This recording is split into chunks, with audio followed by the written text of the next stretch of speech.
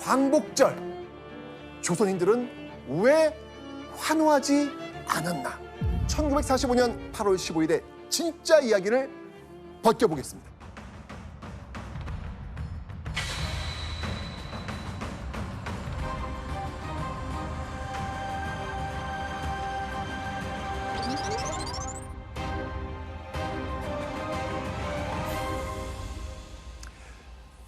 (1945년 8월 15일) 낮 12시, 이날 경성에서는요 한 사람의 장례식이 예정돼 있었습니다. 바로 이 사람입니다. 바로 고종의 손자인 조선의 왕자 이우였습니다. 자, 이 이우는요 일본에서 육군사관학교를 졸업한 뒤 일본군으로 복무하고 있었습니다. 그런데 이 이우가 일본에서 갑작스럽게 사망한 겁니다.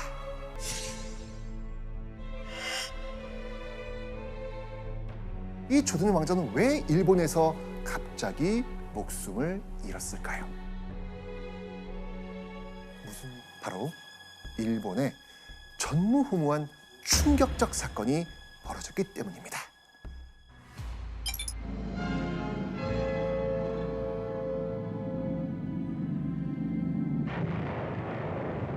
알죠.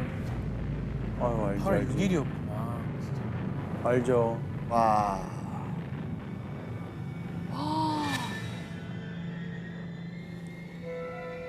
이게 실제 영상인 거죠? 네. 영상으로만 봐도 너무 엄청나네요. 너무 엄청나요. 우와.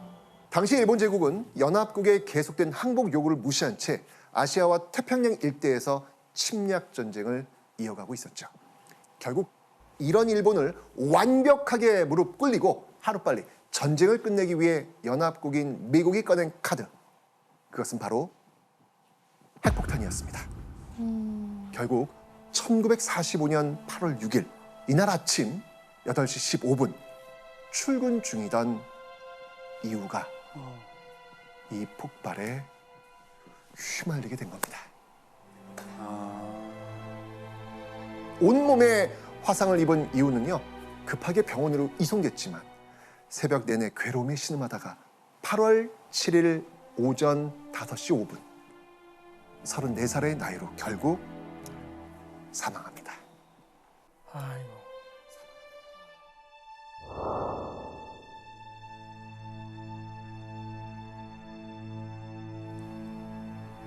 이렇게 타국에서 비참한 죽음을 맞이한 조선의 왕자 이우의 장례식이 8월 15일 낮 12시 경성운동장에서 치러질 예정이었던 겁니다. 그런데 갑자기 12시에 치러지기로 했던 이 이우의 장례식이 연기가 되고 벽보가 나붙기 시작합니다. 자, 그리고 이 벽보엔 이렇게 쓰여 있었습니다.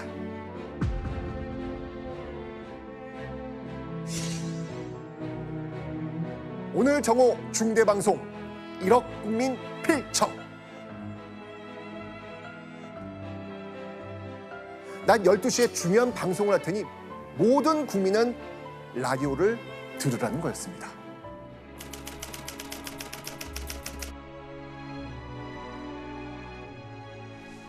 ここに終了なる汝臣民に次ぐ陳は帝国政府をして米英四蘇四国に対しその共同宣言を受諾する旨通告せしめたり 자, 이게 지금 8월 15일 12시 일왕이 했던 방송 내용입니다.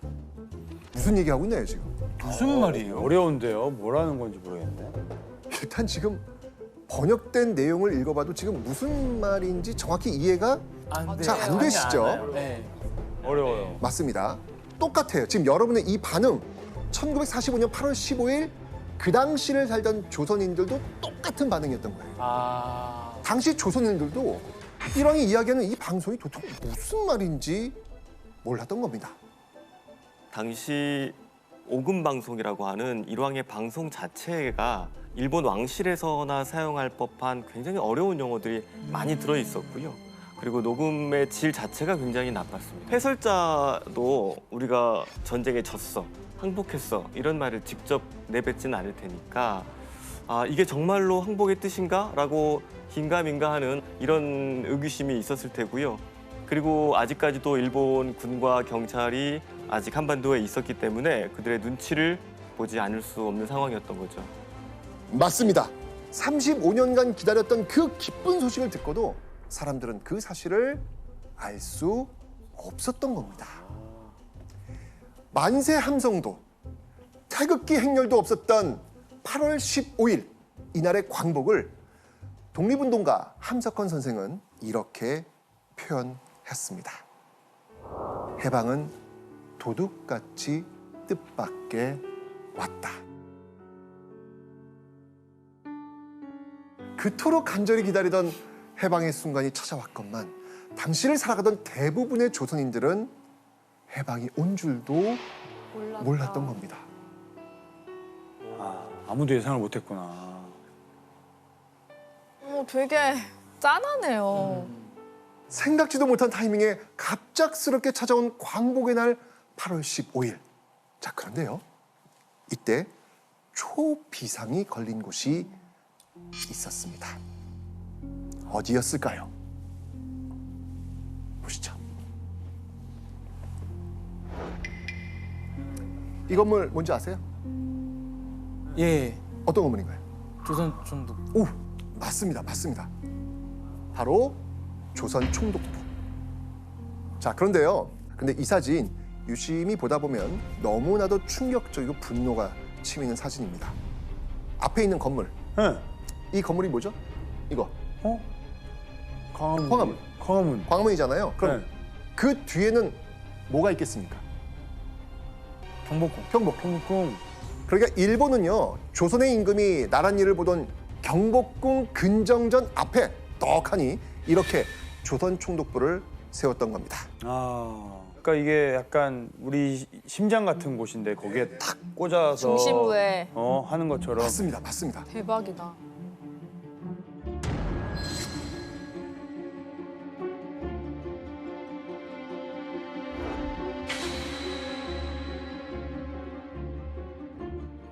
조선 왕조의 상징인 경복궁 앞에 위압적으로 떡하니 버티고 서서 조선 위에 군림하는 존재가 누구인지 똑똑히 보여주려고 했던 것입니다. 아, 네. 그리고 이 치욕적인 건물은요. 광복 후에도 정부 청사, 국립중앙박물관으로 사용되다가 역사 바로 세우기 정책으로 광복 50주년인 1995년에 이르러서야 철거되었습니다. 제가 태어나기 5년 전이니까 얼마 안 됐네요. 네. 아, 그래요? 이거 얼마 안 돼. 얼마 전까지 있었다고요? 네.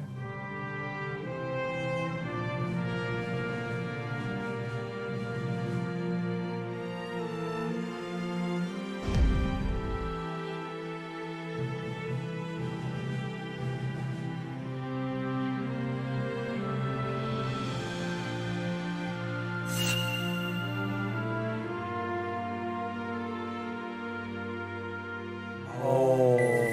진짜. 이야. 8월 15일 이 조선 총독부는 그 어느 곳보다 분주했습니다. 식민 통치하는 동안 지금껏 조선인들에게 엄청난 만행 저질렀지 않습니까?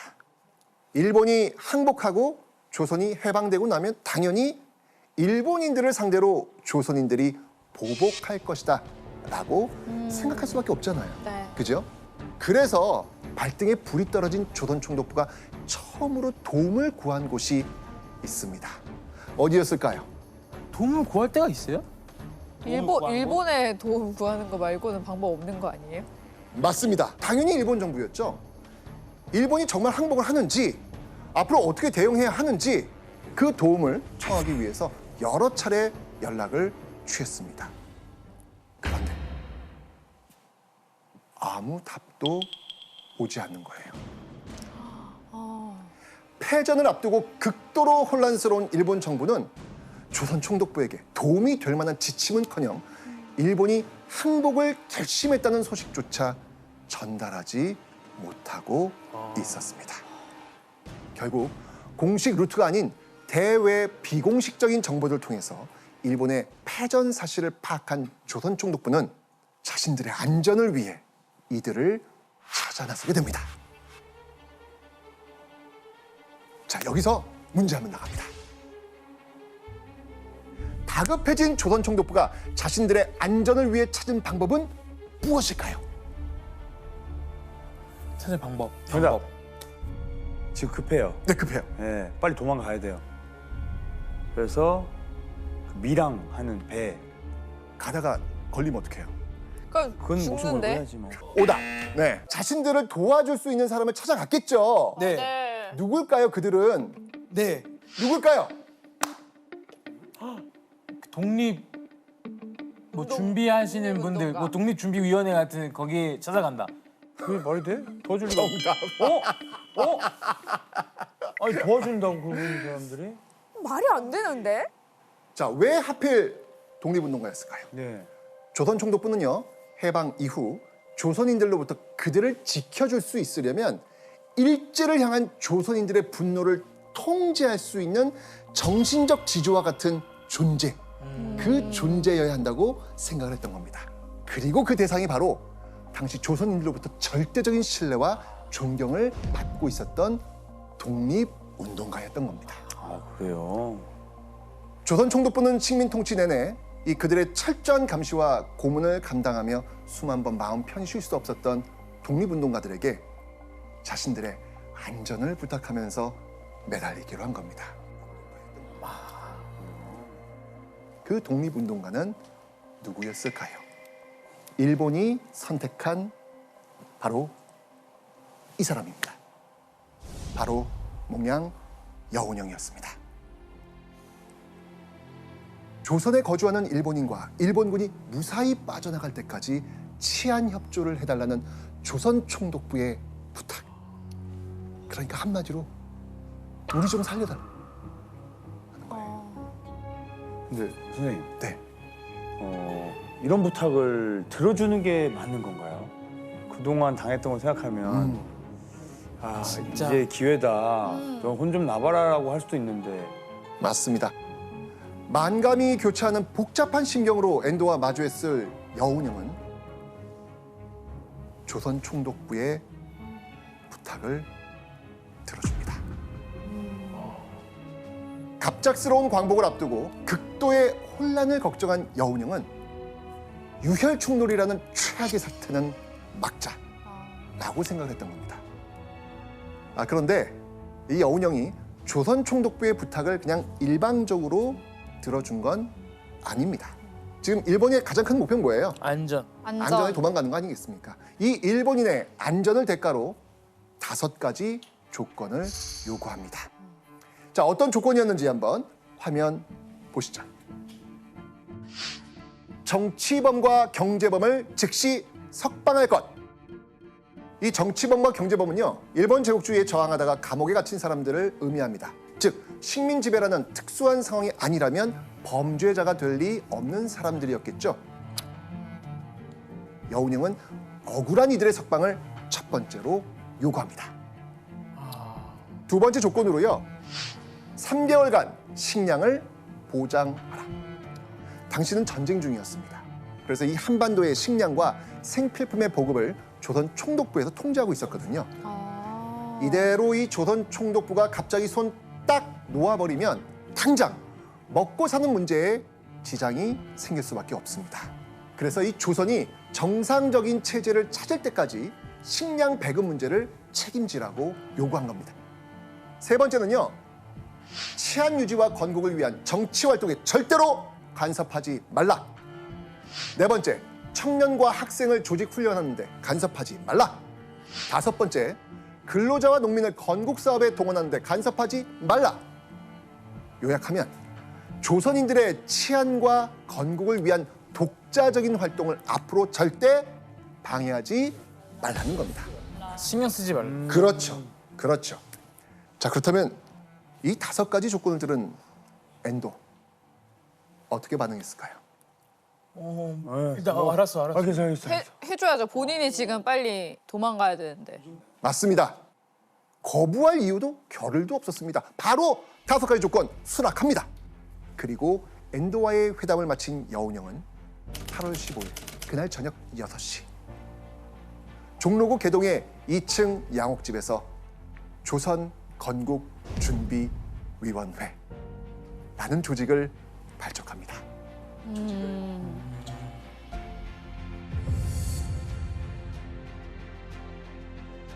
그리고 다음 날인 8월 16일 오전 11시 무렵 이곳에 몰려든 많은 사람들이 애타는 마음으로 굳게 닫힌 철문을 바라보고 있었습니다. 바로 이곳입니다.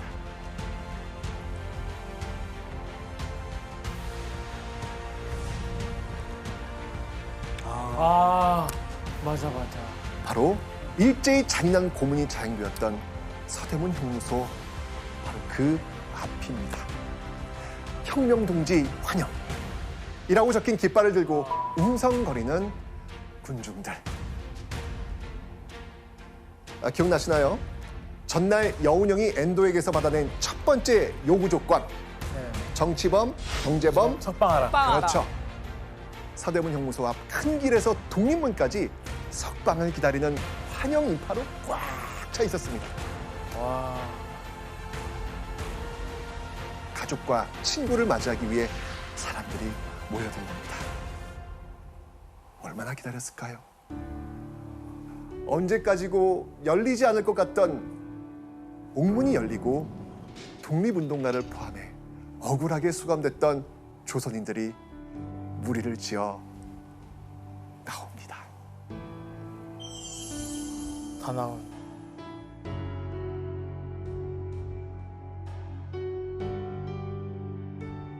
부축을 받고 나오는 등이 굽은 사람에게 여인과 3명의 아이들이 기쁨의 함성을 지르며 달려갔다. 바로 옆에서는 불구가 된 노인에게서 아들의 젊을 때 모습을 어렵게 알아본 어머니가 울다 웃다 하였다. 자, 이렇게 서대문 형무소 앞에서 서로를 끌어안고 울다 웃다 하던 이들은 곧 한 무리가 되어 함께 만세를 외치면서 광화문으로 나아가기 시작합니다. 거리를 울리는 소리에 깜짝 놀라 내다본 사람들은요, 수많은 인파와 광복의 기쁨을 적은 깃발을 보고 뛰쳐나오면서 하나, 둘 만세 행진에 합류하면서 함께 만세를 외칩니다. 자, 그리고 만세 행진은요, 점점 더 그 덩치를 불려가면서 광화문에서 종로로, 종로에서 남대문으로 계속해서 나아갑니다. 그간의 울분을 토해내듯 누구의 눈치도 보지 않고 정말 악을 쓰면서 마음껏 만세를 부릅니다. 어쩌면 참 이 가슴 벅찬 그런 순간이 아니었을까, 그런 생각이 듭니다. 8월 16일 이 같은 만세 행진은 전국적으로 이뤄졌습니다. 광복의 기쁨으로 한반도가 떠들썩했던 8월 16일 오후 3시 10분 라디오에서는 한 번 더 조선인들을 감격하게 만드는 멘트가 흘러나옵니다. 어떤 소식일까요? 16일은 이제 진짜 뭔가 정식적으로 뭔가 여운형 선생님께서 직접 뭔가 했을 것 같아요. 조선 말로 딱 했을 것 같아요. 정식적으로. 맞습니다. 새로운 조선으로 나아가기 위해 조선건국준비위원회가 만들어졌다. 이 사실이 공표가 된 겁니다.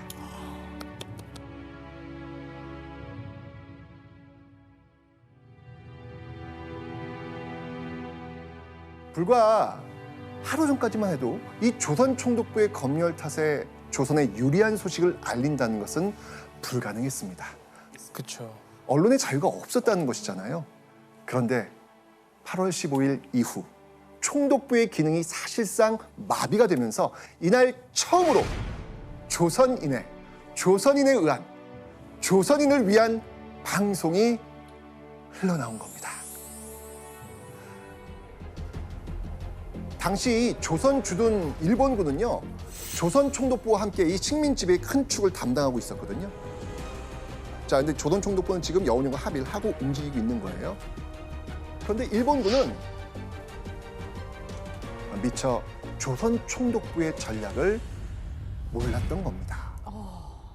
다음 날에서야 이 충격적인 사실을 파악한 일본군의 참모들은 격분합니다. 어떻게 이런 중대한 일을 군과 사전 상의도 없이 벌일 수 있단 말인가? 당시 조선 주둔 일본군은 이렇게 생각을 했습니다. 일본이 항복한 건 미국과 소련을 비롯한 연합국이지 조선이 아니다.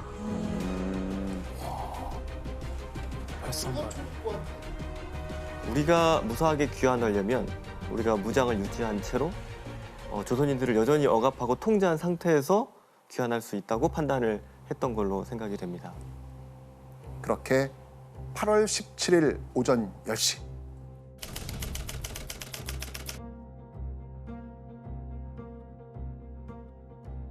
장총에 대검을 꽂은 일본 군인들이 다시 방송국을 장악합니다. 방송국은 이 시간부터 일본군이 접수한다. 점령한 곳의 주민은 포로나 마찬가지 처벌을 받는 게 통상적이다.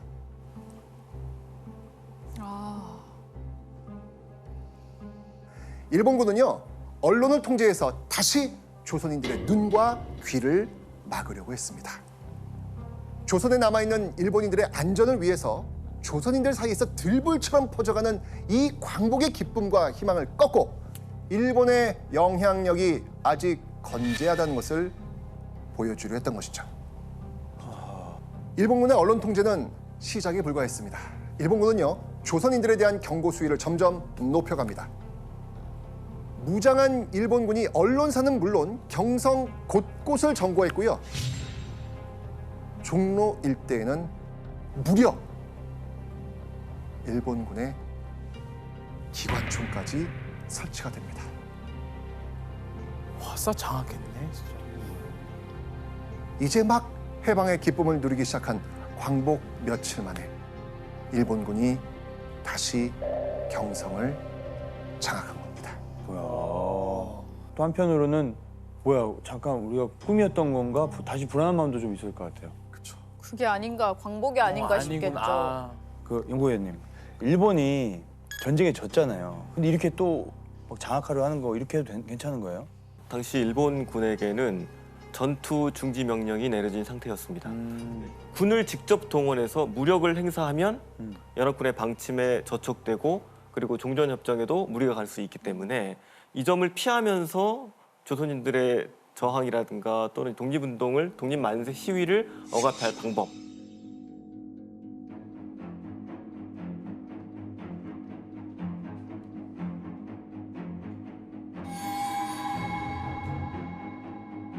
이게 일반 경찰 업무를 할 수 있는 헌병을 동원했던 거예요.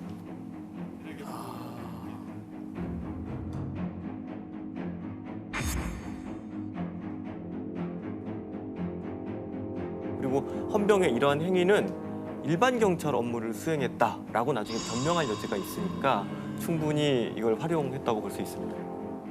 일제 식민 지배 동안 일본의 반항심이 있어 보이면 누구든지 체포할 수 있는 막강한 권한을 가진 헌병. 이 광복 직후 2,600여 명 정도였던 조선 주둔 헌병이 약 한 달 만에 6배가 넘는 16,000여 명까지 늘어납니다. 한 달 만에요? 네, 아니 그러니까 지금 제가 헷갈려서 저희 해방 직후를 보는 거 맞죠? 그러니까. 맞아요. 뭐 이런 일인지 저 생각도 못 했는데. 그렇죠. 예. 일본 헌병들이 다시 장악한 한반도는 해방이 됐음에도 불구하고 광복의 기쁨을 누리지 못하고 있었습니다. 자, 그런데요, 일본 해상에서는 또 하나의 충격적인 사건이 일어납니다.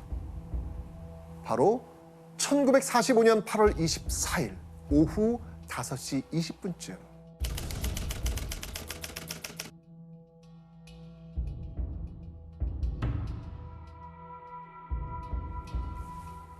하는 귀를 찢을 듯한 굉음과 함께 일본 부근 해상에서 배 한 척이 폭발합니다.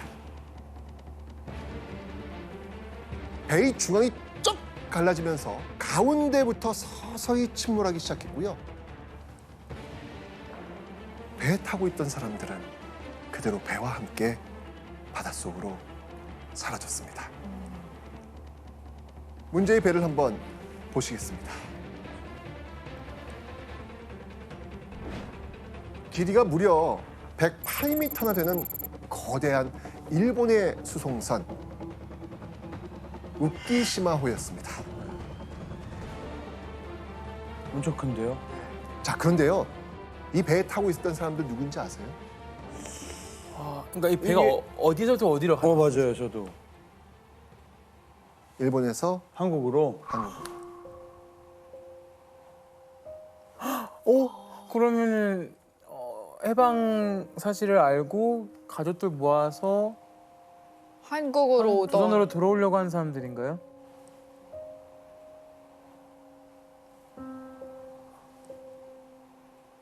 맞습니다. 바로 조선인들. 네. 일본에 끌려갔던 강제 동원 피해자들이었습니다.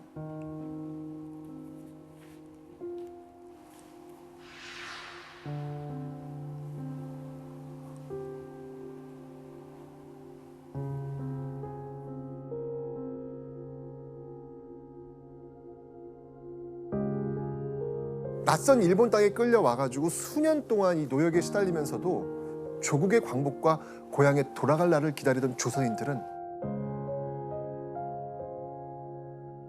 8월 15일 드디어 꿈에나 그리던 광복을 맞이한 겁니다.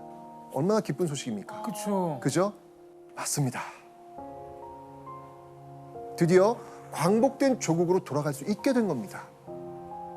몇몇 조선인은요, 얼마나 기뻤는지 정말 이 출발 며칠 전부터 부둣가와 길가에서 노숙까지 할 정도였습니다. 배는요, 조선인들로 발 디딜 틈 없이 빼곡히 들어찹니다. 드디어 출항하는 날. 그렇게 8월 22일 우키시마호는 조선인들을 가득 채운 채 부산을 향해 출발합니다.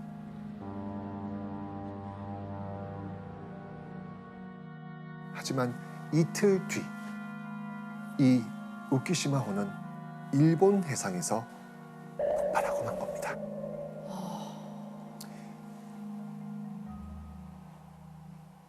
생존자들의 증언에 따르면요, 승선 정원이 4,000명인 이 배에 최소 정원의 2배 이상이 탔다고 합니다. 8,000명, 9,000명, 10,000명. 빨리 가고 싶었던 거죠. 이 조선인들을 태운 귀국선 우키시마호는 대체 왜 폭발했던 걸까요? 왜 폭발하지? 저렇게 큰 배는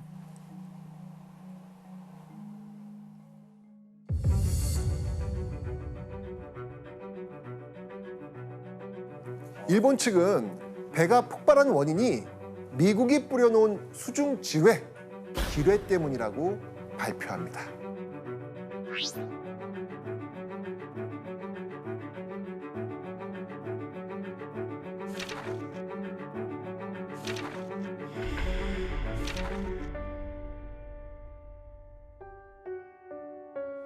이 발표 내용 사실일까요? 아닐 것 같아요. 여기는 이상한 점이 있습니다.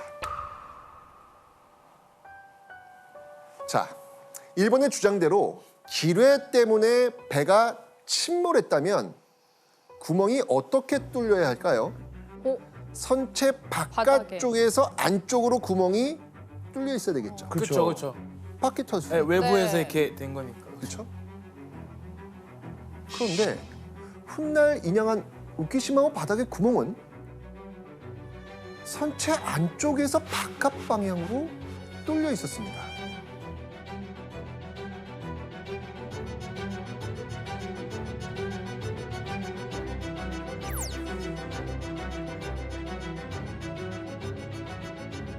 안 안쪽에서 바깥으로? 네. 그럼 이미 이게 실려져 있던 거 아니에요? 안에서 터져가지고 그 쇠가 바깥으로 휜 거잖아요. 맞습니다. 폭발이 배 내부에서 있었다는 걸 짐작해 볼 수 있는 모습입니다. 결국 일본 측의 주장과는 달리 일본 해군이 의도적으로 조선인들이 탄 배를 폭파시켰을 가능성이 있는 겁니다.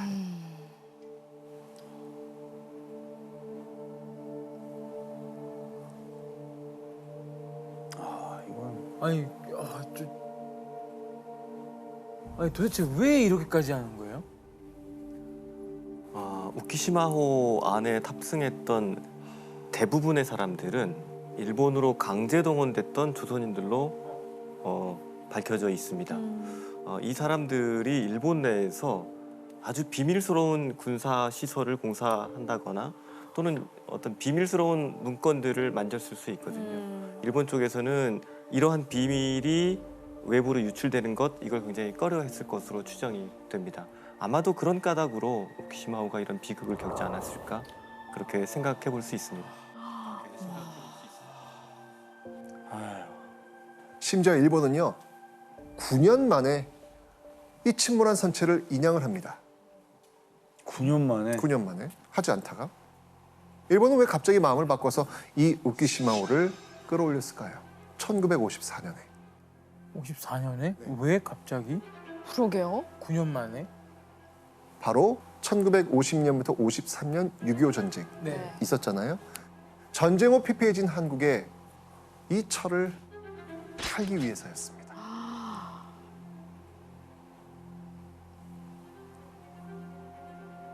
희생자들의 유골 수습을 위해서가 아니라 고철 회수를 목적으로 인양한 겁니다.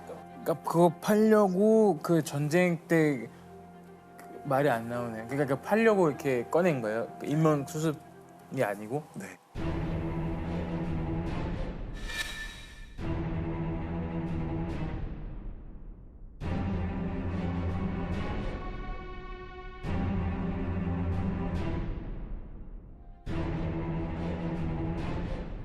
아유. 타국에 강제 동원돼 수년간 노역에 시달리다가 조국으로 돌아갈 기쁨에 부풀어 있던 수천 명의 조선인들은 죽어서도 끝내 광복된 고향 땅으로 돌아가지 못한 겁니다.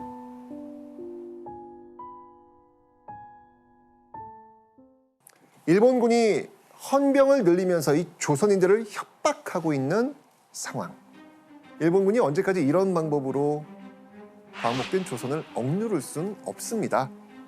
전쟁에서 패배한 일본은요, 점령하고 있던 식민지에 대한 권한을 연합국에게 넘겨야 했기 때문입니다. 자, 그럼 일본을 대신해서 다음으로 조선에 주둔할 연합국, 바로 미국과 소련이었습니다. 1945년 8월 11일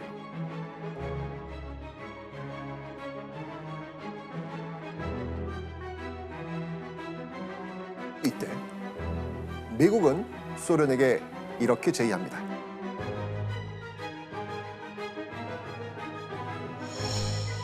한반도의 절반인 38도선을 경계로 소련과 미국이 분할 점령하자. 자, 미국은 왜 이런 제의를 소련에게 했을까요? 당시 전 세계는 공산 진영인 소련과 자유 진영인 미국을 중심으로 나뉘어 있었습니다.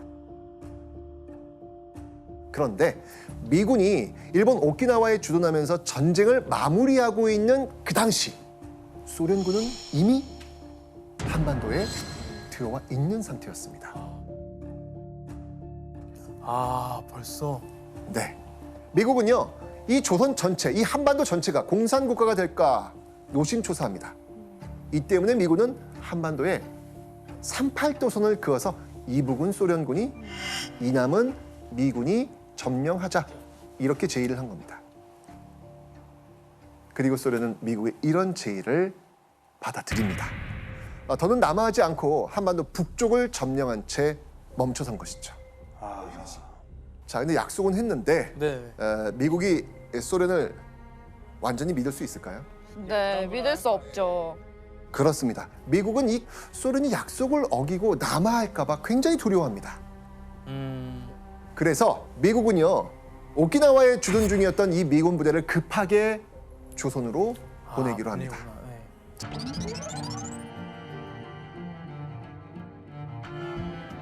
미군이 경성에 도착한 1945년 9월 9일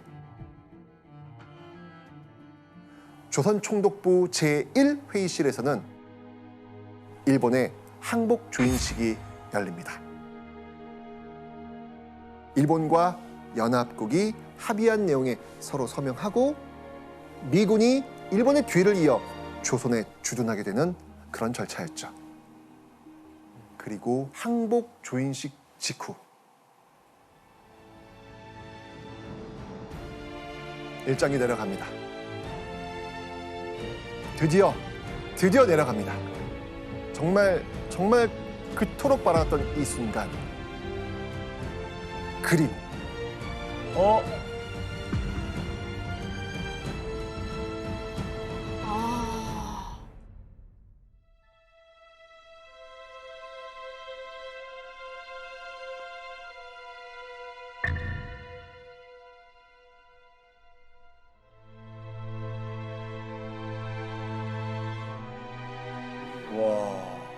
그러니까 다들 뭔가 이 순간에 기대했을 것 같아요. 이거 끝나고 태극기가 이제 슬슬 올라가는 거 기대했을 텐데 이거 보고 저게 뭐지? 이렇게 생각했었던 분들도 계실 거고. 맞습니다. 자, 그런데요. 35년 동안 한반도를 지배해온 조선 총독부의 일장기가 내려가고 그 자리에 올라간 것은 태극기가 아닌 성조기였습니다. 조선을 식민 지배하던 일제체가 끝나고 임시로 조선을 통치하는 군사정부, 이른바 미군정이 들어서게 된 겁니다. 그렇게 35년간 한반도를 지배했던 일본은 승전국인 미국에게 권한을 넘긴 패전국이 되고 말았지만 1945년 말까지 대부분 일본 땅으로 귀환을 마치게 되는데요.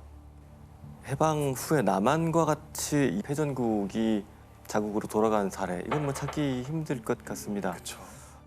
만주 또는 사할린 이런 지역에서는 소련이 무장해제를 일본군을 하게 되면서 그곳에 있었던 일본군 약 70만 명을 억류한 뒤에 시베리아 포로 수용소로 보내서 강제노역을 시켰단 말이죠.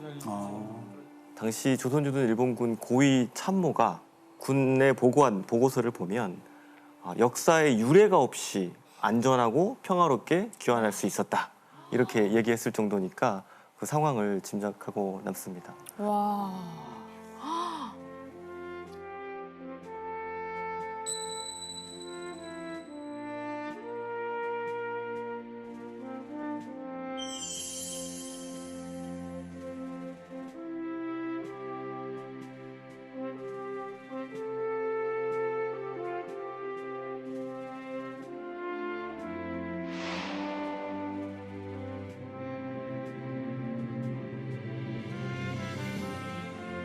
빛광, 회복할 복. 77년 전 8월 15일. 그날은 빛나고 영광스러운 날이었습니다. 하지만 분명 그 빛에 가려진 어두운 역사 또한 존재했죠. 다시는 같은 역사를 반복하지 않기 위해서라도 역사의 밝은 면만이 아닌 이렇게 어두운 면도 우리는 꼭 기억해야겠습니다.